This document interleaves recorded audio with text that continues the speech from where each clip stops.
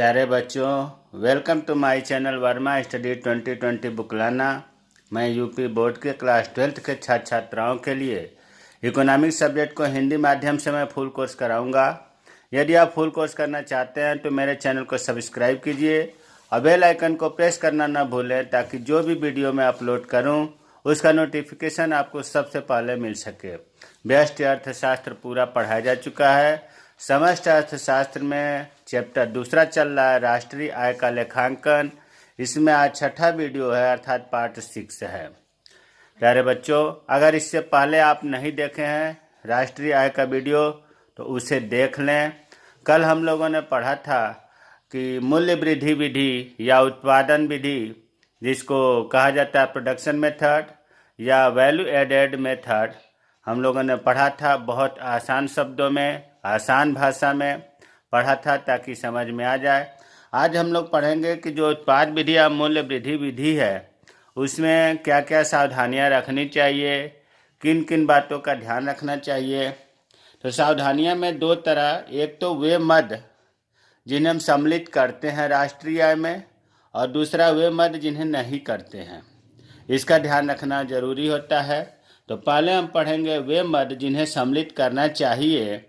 इसमें पुरानी वस्तु की बिक्री की दलाली अथवा कमीशन, जो पुरानी वस्तुएं हैं उनकी जब बिक्री की जाती है एजेंटों के माध्यम से या व्यापारियों के माध्यम से, तो उनके कमीशन को राष्ट्रीय आय में शामिल किया जाता है। जो क्यों ऐसा किया जाता है? क्योंकि जो कमीशन से प्राप्त राशि है वो एजेंट की या एजेंटों की सेवाओं का पुरस्कार है। इसलिए जो कमीशन है, जिसको हम दलाली भी कहते हैं, राष्ट्रीय आय में शामिल करते हैं। दूसरा है सभी उत्पादकों या उद्यमों द्वारा किए गए स्वलेखा उत्पादन। देखिए, स्वलेखा का मतलब हुआ कि स्वयं उपयोग की जाने वाली वस्तुएं, स्व उपभोग की वस्तुएं या स्व उपभोग की वस्तुओं का मूल्य। जैसे मान लीजिए कि कोई कंपनी है, कार का उत्पादन करती है और उसके मालिक ने एक कार को अपने यूज के लिए या कर्मचारियों के आने जाने के लिए कार को उपयोग करने लगी, तो फिर भी उस कार का जो दाम है वो राष्ट्रीय आय में जोड़ा जाएगा। क्योंकि जिस प्रकार बाजार में बिक्री के लिए कार को बनाया गया है, उत्पादित वस्तुओं को बनाया गया है, इन्हें भी उसी तरह वही चीज़ बनाया गया है।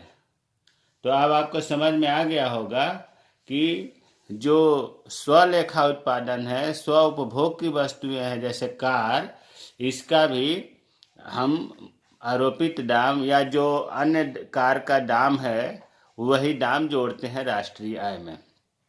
तीसरा है स्व उपभोग के लिए उत्पादन का आरोपित मूल्य।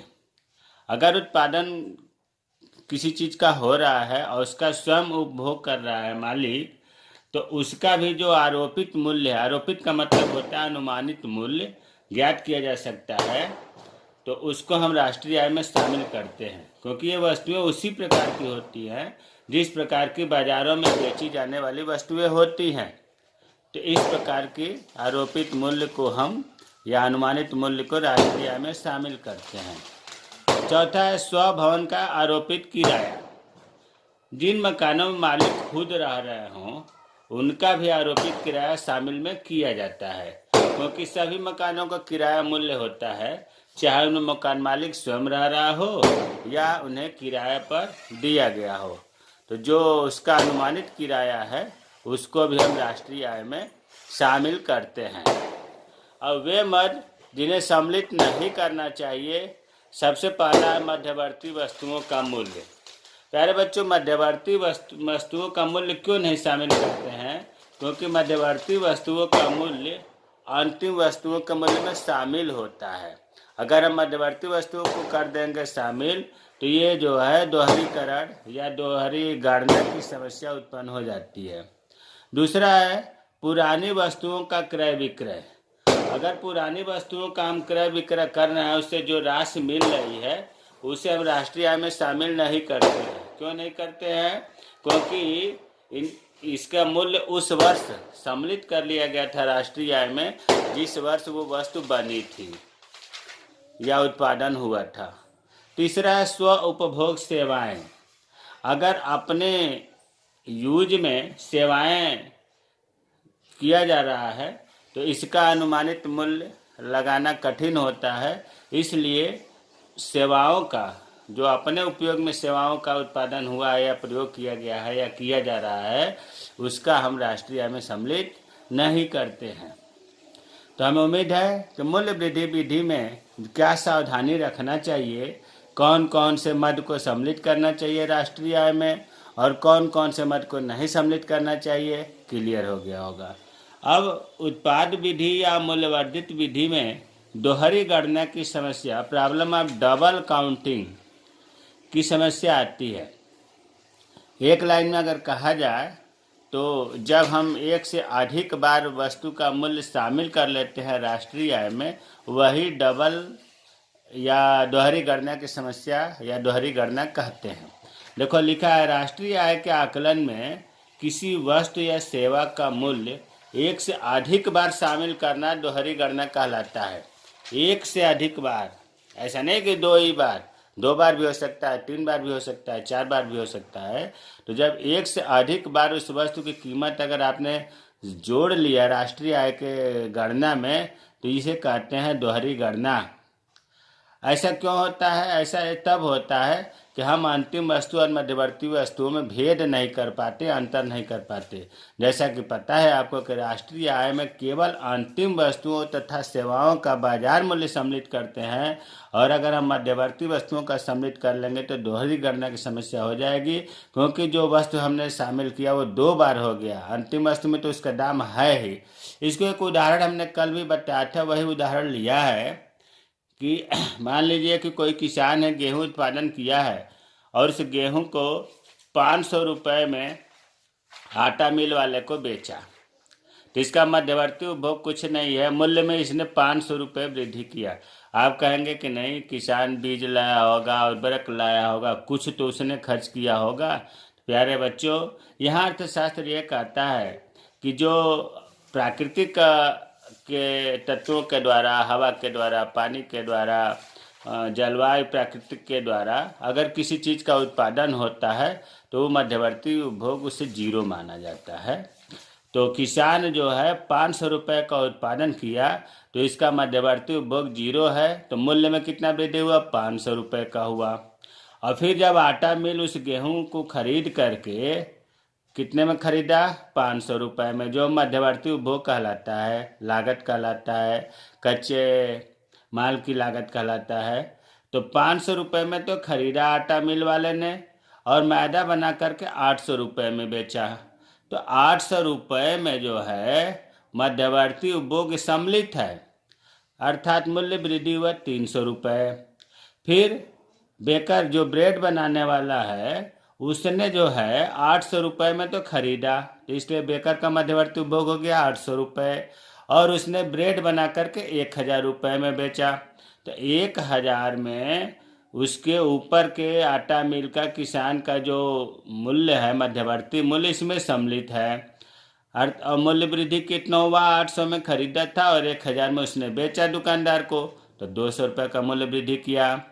अब दुकानदार ने क्या काम किया कि उस ब्रेड को 1300 रुपये में बेचा, जबकि खरीदा था कितने में? 800 रुपये में, सॉरी 1000 रुपये में। तो इसका मध्यवर्ती उपभोग कितना हुआ? 1000 रुपये। तो इसने मूल्य वृद्धि कितना किया? 13 में से 1000 गए 1300। अब इसको हमने जोड़ दिया 1300, मध्यवर्ती को जोड़ दिया 2300, इसको जोड़ दिया 3600। अब यहाँ अगर हम मान लो कि मध्यवर्ती उपभोग को मान लें दाम, राष्ट्रीय आय गणना करते वक्त आटा मिल वाले को हम 500 रुपया, बेकर वाले को 800 रुपया, इनको जोड़ दें तो 2300 होगा। ये राष्ट्रीय आय नहीं है, गलत हो गया। उसी तरह से 500, 800, 1000, 1300 जोड़े 3600, ये भी गलत है, क्योंकि इसमें जो है मध्यवर्ती वस्तुओं का दाम सम्मिलित है। तो सही क्या है? मूल्य वृद्धि को जब हम जोड़ते हैं तो ये आता है GDP @ MP, इसी को एक GVA एट एमपी भी कहते हैं। तो ये 1300 रुपये जो है मूल्य वृद्धि को जोड़ते हैं। सभी सेक्टर या सभी उत्पादकों के द्वारा किए गए मूल्य वृद्धि को जोड़ करके सकल मूल्य वृद्धि या सकल घरेलू उत्पाद एट बाजार कीमत पर जोड़ते हैं। उससे फिर हम राष्ट्रीय आय एनएनपीएफ से निकाल लेते हैं। दूसरा उपाय यह है कि 1300 रुपये जो अंतिम वस्तुओं का उत्पादन मूल्य आया है, हम अंतिम वस्तुओं के उत्पादन के बाजार मूल्य को भी जोड़ करके हम राष्ट्रीय आय निकालते हैं। तो अब आपको समझ में आ गया होगा कि दोहरीकरण की समस्या क्या है, अर्थात मध्यवर्ती उपभोग और अंतिम उपभोग में क्लियर नहीं हो पाता है, जिससे दोहरी गणना की समस्या उत्पन्न हो जाती है। अब दोहरी गणना की समस्या का समाधान कैसे करें या दोहरी गणना से कैसे बचें, तो इसकी समाधान के लिए दो विधि है। एक तो अंतिम उत्पाद विधि, मतलब जो वस्तु है, जैसे वस्तु गेहूं है, गेहूं का अंतिम उत्पाद, अंतिम गेहूं से मैदा बना, मैदा से ब्रेड बना, ब्रेड दुकानदार के पास पहुंचा, तो जो अंतिम वस्तु है वो 1300 रुपये का है। तो अंतिम उत्पाद विधि को अगर हम जोड़ करके राष्ट्रीय आय निकालें तो दोहरी गणना से बच जाएंगे। अर्थात जैसे इस सवाल का आंसर होगा जीडीपी एट एमपी 1300 रुपये।